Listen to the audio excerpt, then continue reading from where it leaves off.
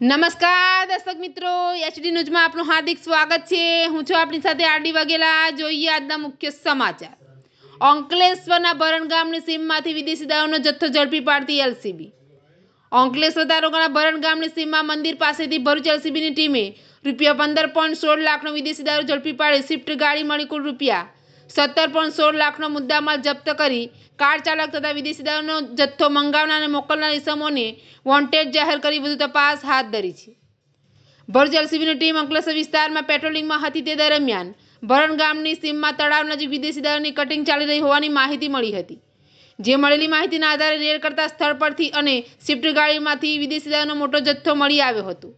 પોલીસે ₹15,16,000નો વિદેશી દારૂનો જથ્થો, 2 લાખની સ્વિફ્ટ ગાડી મળી કુલ ₹17,16,000નો મુદ્દામાલ જપ્ત કરી સ્વિફ્ટ ગાડી ચાલક તથા વિદેશી દારૂનો જથ્થો મંગાવનાર અને મોકલનાર ઇસમોને વોન્ટેડ જાહેર કરી તે વિરુદ્ધ પાનોલી પોલીસ મથકમાં ફરિયાદ દાખલ કરાવી હતી।